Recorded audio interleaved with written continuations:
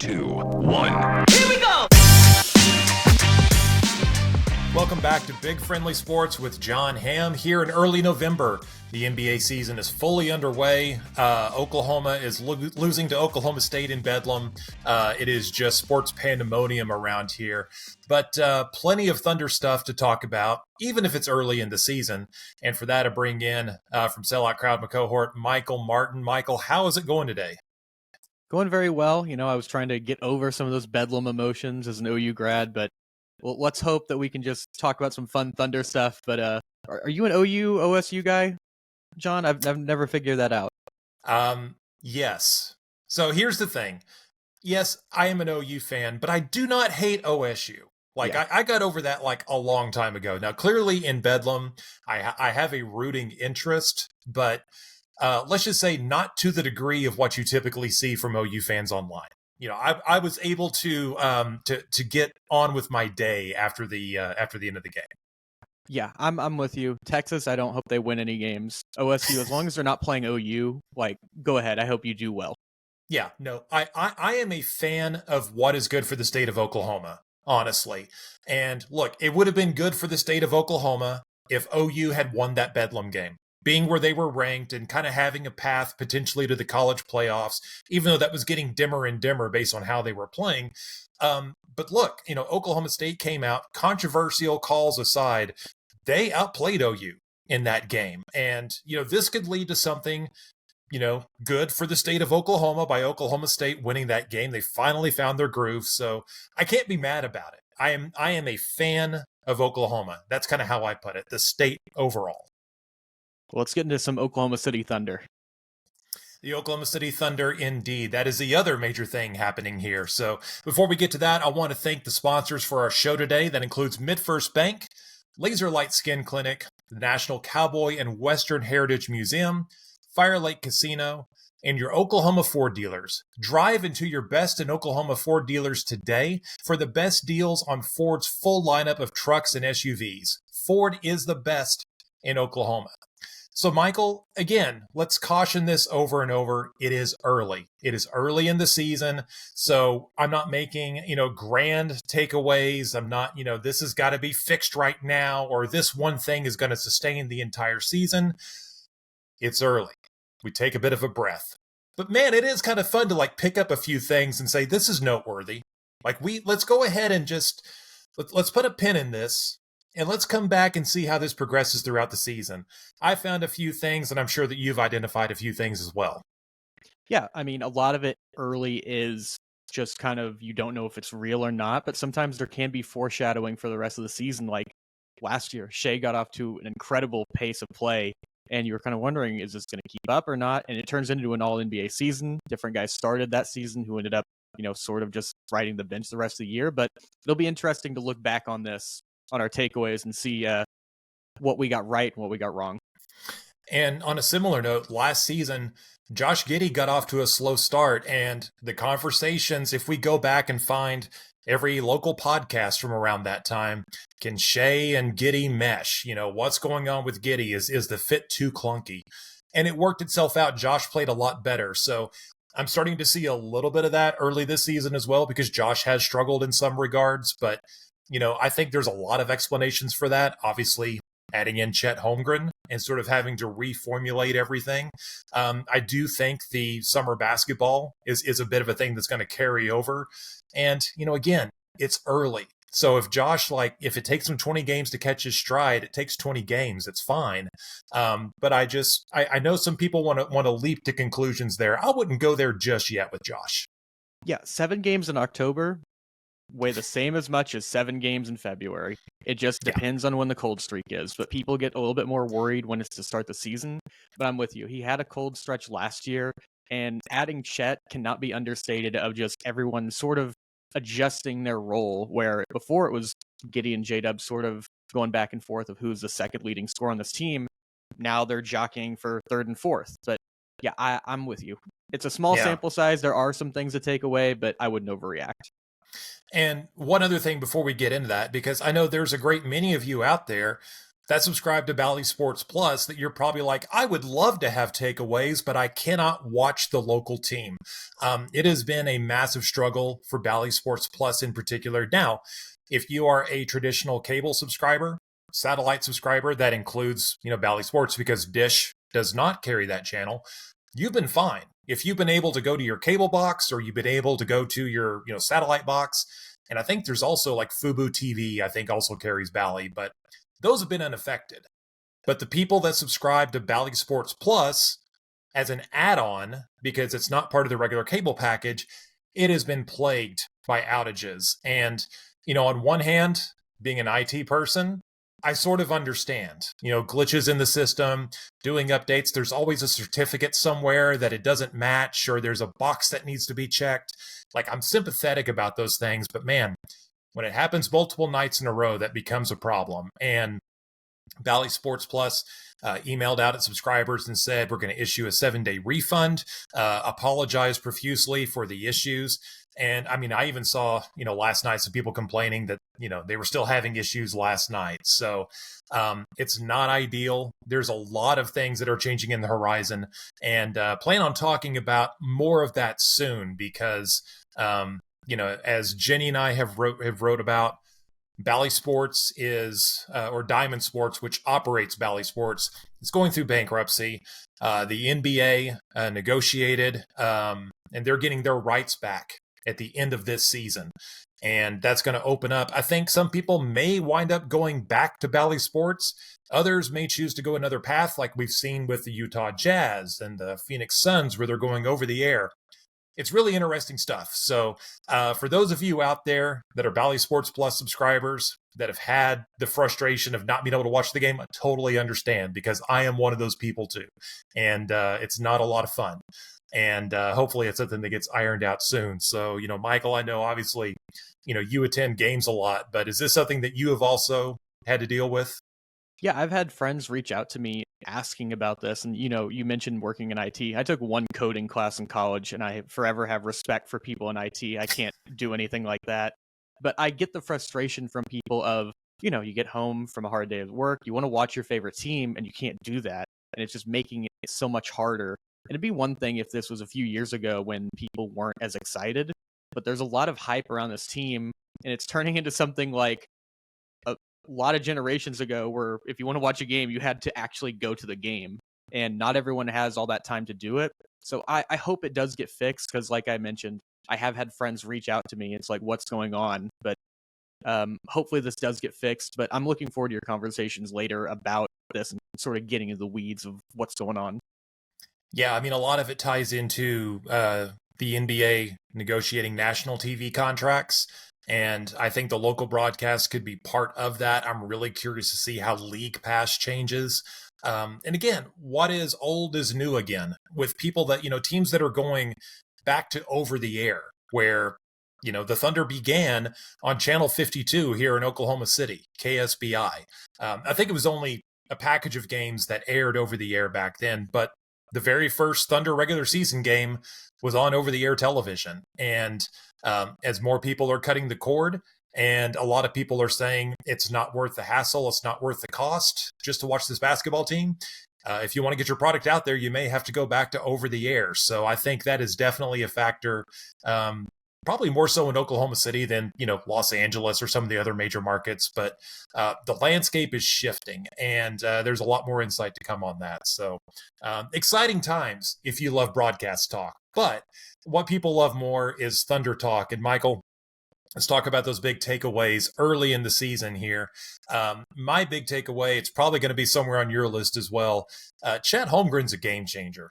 And, I think coming into the season, a lot of people were trying to sort of temper their expectations on what he could do. And, yes, there's a lot of really good players on the team, and how's this all going to mesh?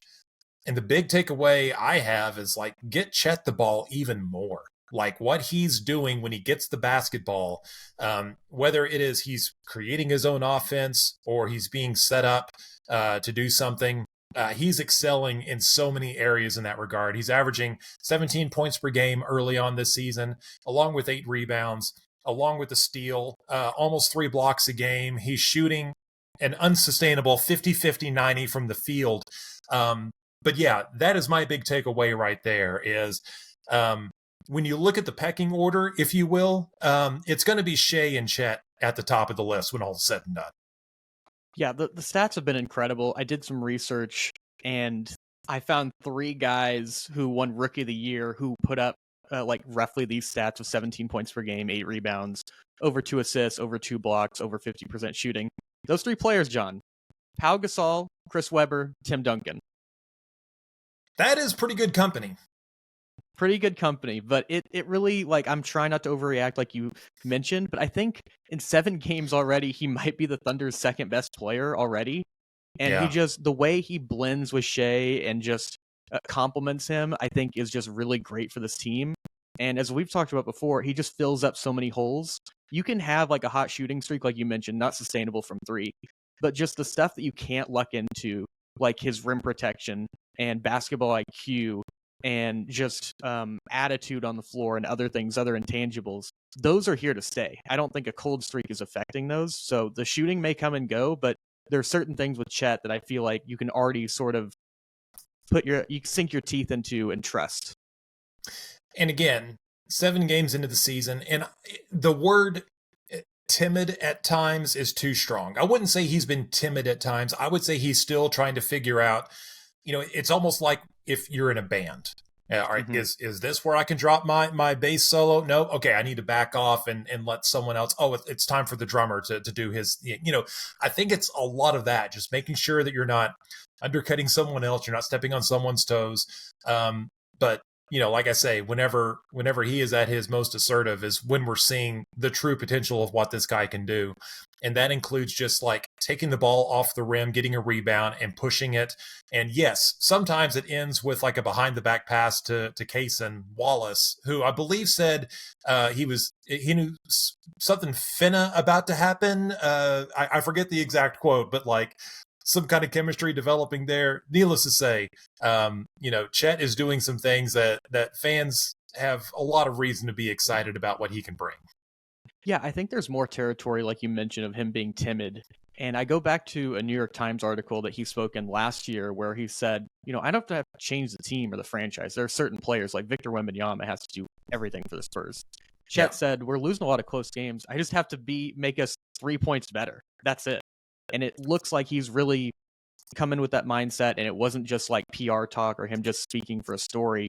He really is just coming in and just, how can I help you guys win? Yeah, and he's exactly right. I mean, he's coming into, if he had played last season, maybe there was a little bit more of that. I need to be more assertive and kind of, make my imprint here because it was a team coming off of a very bad season. But when he misses the entire season, when they go 40-42, I know it's not a 500 team, but still, it's not like, he has to come in and solve a lot of things. Last season, there were so many games where we kept saying, man, it'd be nice if they had Chet Holmgren. There was just, games where they were getting,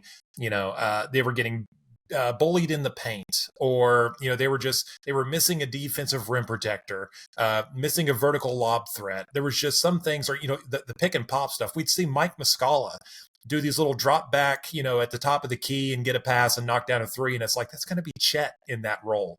And I think everything we saw last season that we knew Chet was going to be able to patch those holes, he's been able to do that more.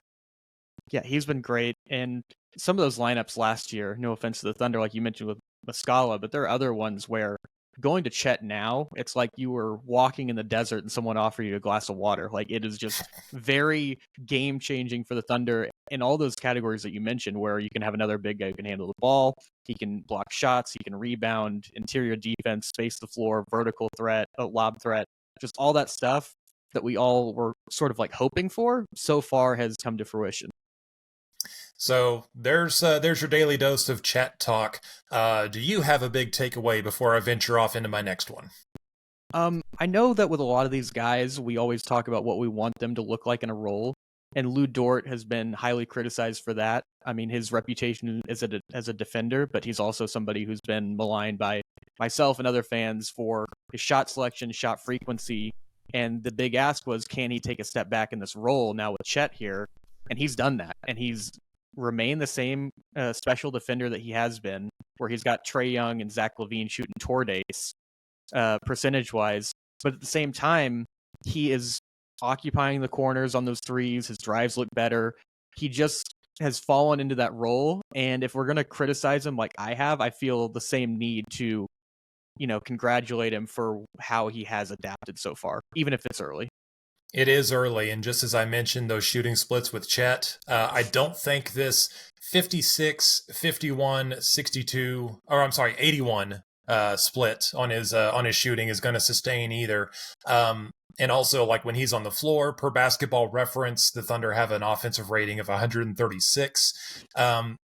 Yeah, a lot of this is going to come back to the mean eventually, but I think people sort of envisioned, again, with Chet coming in and Jalen Williams and Josh Giddey continuing to grow, like the shots were going to have to come from somewhere. And to his credit, Lou Dort he's very rarely this season, I felt, forced things. A lot of his shots have come in the flow of the offense. They've come from very good corner shots from three. Not so many like up at the top of the key and some of those last season that, as soon as a shot went up, we didn't feel super confident about where it was going to go. And then, yeah, he's been better driving towards the basket. And then, like last night, he gets a key block on Trae Young late in the game, and that spurs a fast break. He's, I think you've got to be just thrilled with how he's played early on, and again, being that link to kind of fill in what the other four guys are bringing around him. Yeah, the shooting from three is definitely not sustainable, and probably not the regular field goal percentage either. But it's just like his shot frequency and the amount of shots he was taking was much lower. And then, he has the game against the Warriors where he really goes off, which is exactly what you want to have. If you're feeling it, keep going. But if it's an average night, then yeah, probably keep with your same, 8 or so shots. But that's what you want from Lou, is to kind of be this X factor offensively, where if he is hitting, it can change a lot of things for the Thunder, because if you have that many shooters out there who can also defend around Shea, you're going to be dangerous. So my next takeaway early on in this season so far, and I just wrote about this for Sellout Crowd, Thunder have a rebounding issue. Now, there's a lot of context behind that, and it's not as simple as, oh, well, then just go trade for a rebounder. But early on, Michael, offensive rebounding. This team is dead last in offensive rebounding total. It is 29th in opponent offensive rebound percentage, which means they are allowing their opponents to grab a ton of offensive rebounds, as we saw last night. And probably even last night's game against Atlanta is really inflating that number quite a bit. And yeah, they're towards the bottom in defensive rebounding percentage. It is an issue. Now, as with anything in the game of basketball, there's trade-offs, and the way that the Thunder want to play, the way they want their identity to be, it's going to leave them vulnerable at that end. And it's something the team is, that they are not unaware of it. It is something that they know needs to be addressed. They just can't get, out rebounded by great amounts night in, night out. But you see an emphasis on that. Like last night, I saw extra efforts on guys trying to box out. It seems like a lot of times it's like the ball it tends to find the other team. And I don't necessarily think it's always a height issue. I don't necessarily think it's a, box out issue. It just, I don't know. It just seems like sometimes the ball hits the hand and it just bounces off into an opponent. And Atlanta got so many offensive rebounds, but that was off of like double and triple misses. So it's a little misleading, but it doesn't take away from the fact that there is an issue with the Thunder rebounding right now. Yeah, I don't think it's just all boxing out, like you said. I think that there are a lot of times where it's just ball watching and just kind of hoping it lands in their hands. Mm-hmm. I think that they are still adjusting to having Chet as a rim protector, where last year they had to really over-rotate and help, so they had more guys in the paint, where now you don't have to do that as much. You can kind of stay home, and those longer rebounds that go out to the free throw line that seem like every other team is getting might be more available for the Thunder.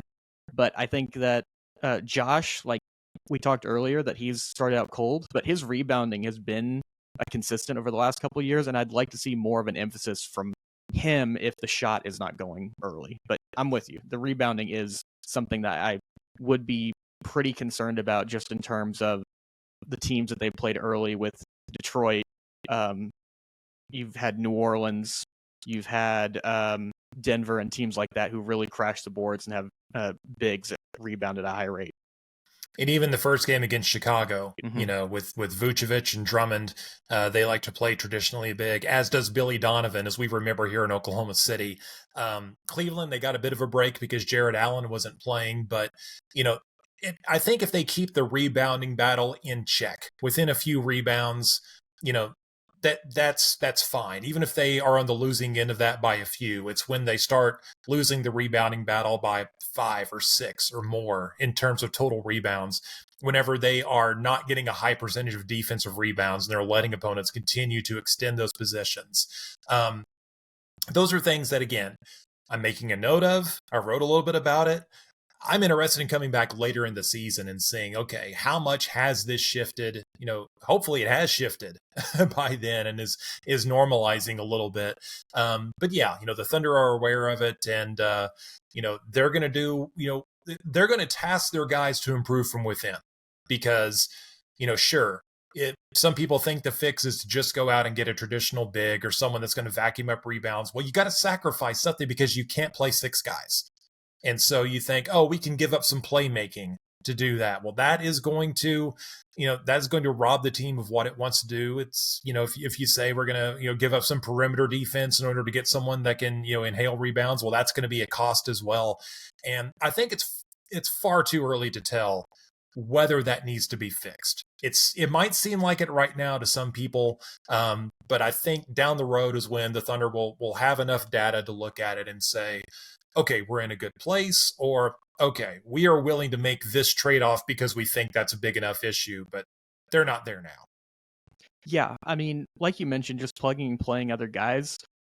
A basketball team, it's like a scale, like the old time, like you have it on each side, and you can't just add one piece and take the other one. It's like, okay, well, now it's fixed. Like, there's a lot of pieces moving. There's scales on the scales, even, of these teams, and I think that there is a path for improvement, but yeah, it's going to have to be within. I think Kenrich Williams getting back and healthy will be nice. I think that they are lacking some of his physicality with guys like Ousmane Dieng, who have been good this year, but he just doesn't have that same level of strength and just, I don't know, tenacity on the boards. But I wouldn't be super, super worried. And going back to something that you said, that you don't have to win the rebounding war every time. You don't have to win the turnover battle.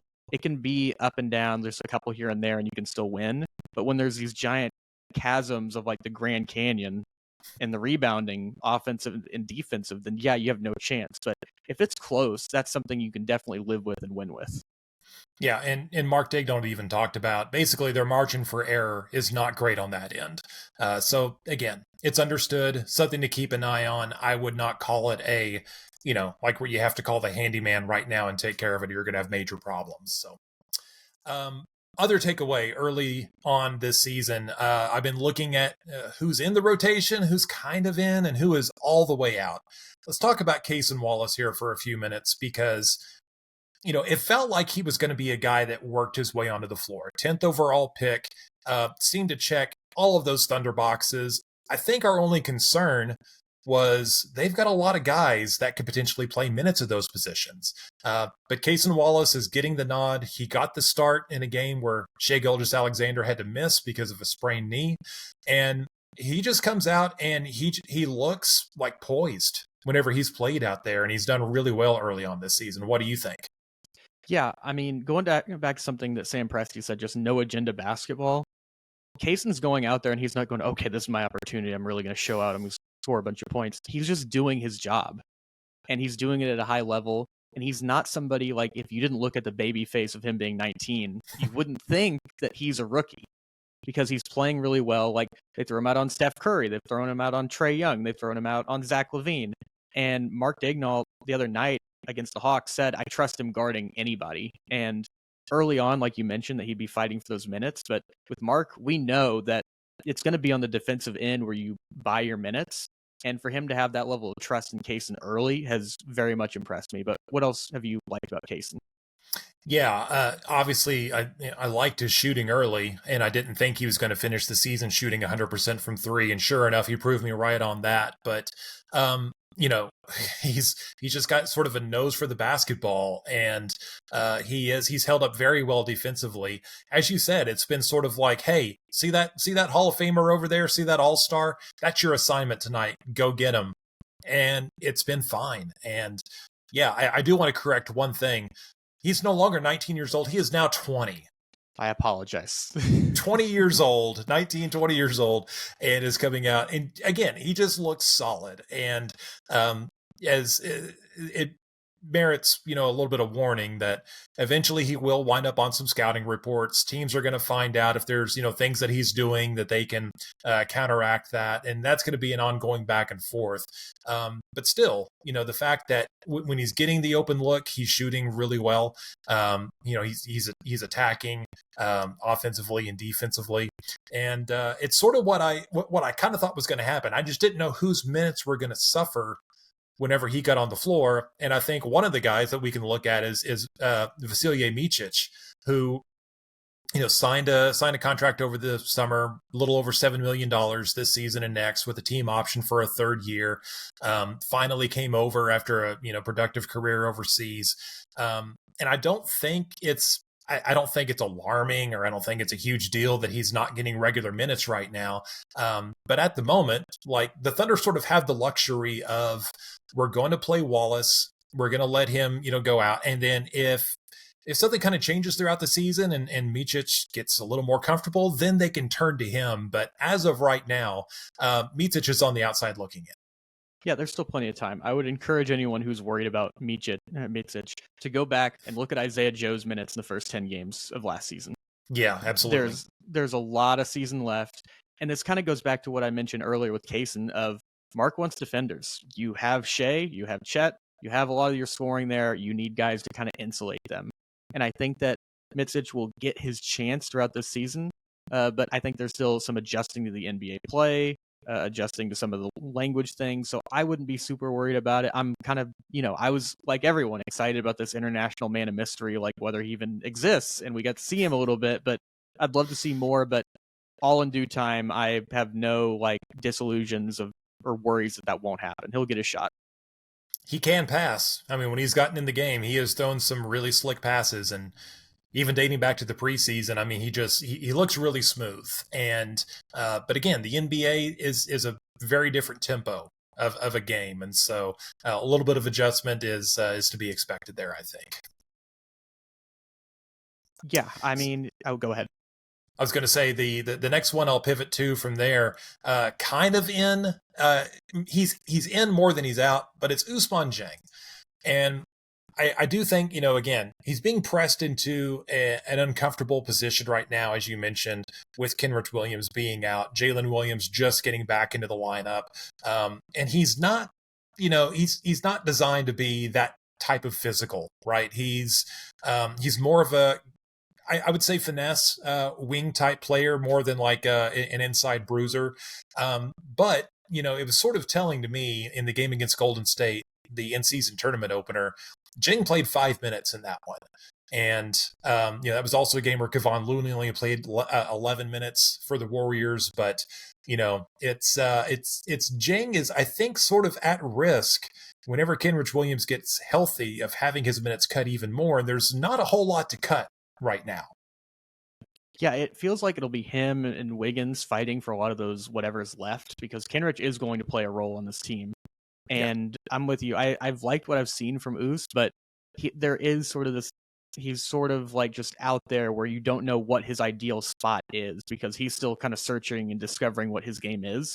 I think in the minutes he has played, he's been pretty good. I mean, he's kind of been reduced to a spot-up shooter offensively, but defensively, I've liked what we've seen from him going even back to last year, where he was just in the right spots all the time, even if he didn't make the play. So I'm still high on him, but I'm with you. I think that some of those developmental minutes in high leverage games are going to be really tough for him to grab.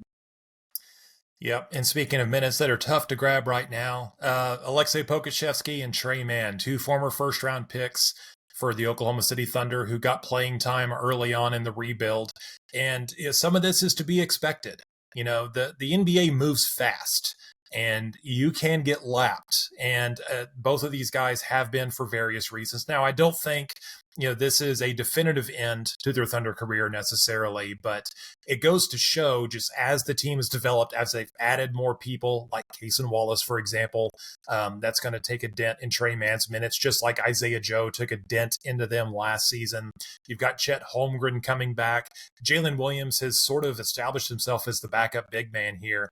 And so both of these guys are sort of on the outside looking in, at least very early on this season.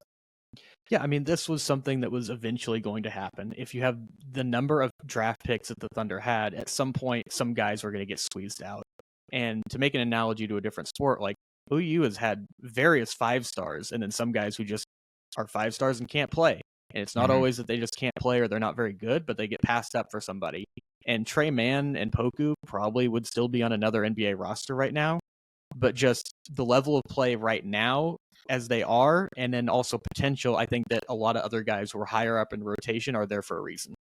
Yeah. It's not unexpected. And if neither player works out, there's going to be some teeth gnashing, but I go back to the Denver Nuggets, who also, maybe not to this degree, but they kept adding in a lot of drafted players year after year, and suddenly they didn't have room for Malik Beasley or Juancho Hernan-Gomez. And both of those guys were traded to Minnesota for a single first-round pick. And I remember Beasley went and started playing really well. I think Juancho had some early showing in Minnesota. Again, a bad team at the time with plenty of opportunity. But Denver didn't have a spot for him anymore and moved them along, and they were able to continue their careers. And Beasley is still in the NBA. Hernan-Gomez, I believe, signed overseas, but he got a couple other contracts. Denver was just fine. It's even if they had a couple of former first round picks that washed out. Denver also made a couple of trades that in hindsight are kind of baffling, trading away the rights to Donovan Mitchell and Rudy Gobert, for example. So I know that there would be reason for people to just draw grand conclusions or get some hot takes off or whatever. But when you have a team like Oklahoma City that is dedicated to rebuilding, especially through the draft, there's going to be new guys coming in every year. And someone like Aaron Wiggins has been able to sustain and to continue to carve out a role along the way. Some guys are going to get left behind. And I think that's just natural with what the Thunder are doing. Yeah, if you're going to cycle through this many players like the Thunder have, you can go all the way back to the process of all the guys who got away. Jeremy Grant, Robert Covington, and others. It's just the numbers game. And then another thing going back, you mentioned 2 first-round picks. It's not like these guys were top 5 picks who flamed out. Like late lottery to mid first round is just a total crapshoot in a lot of ways, where you're just trying to grasp for straws, and missing on a couple of those guys whenever you also hit on J-Dub, I think is fine. And it's not like the Thunder teams in the past where if you miss on campaign, you're kind of screwed. They have a lot of options here to look at other guys. And so as much as people are disappointed these guys aren't playing, you should be just as excited about the hits above. And, again, perfect drafting is never going to happen. Sure, it's easy to sit back and imagine, well, what if the Thunder would have traded up and taken Tyrese Maxey, who looks like an all-star right now in Philadelphia? What if OKC had taken Trey Murphy instead of Trey Mann? Valid. But it's not like, are you gonna put those guys on this team and also give them minutes along with who they have? It's like you say, it's a numbers game. The Thunder have done well drafting outside of that. If they had bricked every other draft pick, we could be having a different conversation right now. But they're not the Sacramento Kings of the prior, 19 years or whatever before they made the playoffs. And and we'll see. I mean, Pokashevsky and Trey Mann, it's frankly, you're just an injury away. You're just a cold stretch away from being able to get another opportunity, and they still have a chance with this team, I believe, to carve out a role if it does present itself. Yeah, at least they're not the Washington Wizards, where it's like 15 straight years of guys in the top 10, where you're just like, yeah, I don't know if this guy's any good, but these guys will get another chance. I don't think the story on these guys is like closed by any means, but like you mentioned, it'll take some luck or an injury here or there, but I don't think this is the last we've seen of either Poku or Trey. Yeah. Again, more things to keep an eye on throughout the season, along with the other early observations that we have. So we'll be circling back to these and more as the stories present themselves throughout the season. So thanks to Michael again for joining me here. Thank you for stumbling across this show, watching, listening. If you like this, if it's your first time, hit subscribe, hit like, tell your friends about it, share it out on social media. Look for my newsletter on selloutcrowd.com. You can sign up for mine and the other creators there as well. And, look for my written content there as well. Again, I've got a story about the Thunder's rebounding and a lot of other things that come to mind that just make their way into a Google document and out onto the internet. So thank you for all of your support. Have a great day, everyone. Talk to you soon. Here we go.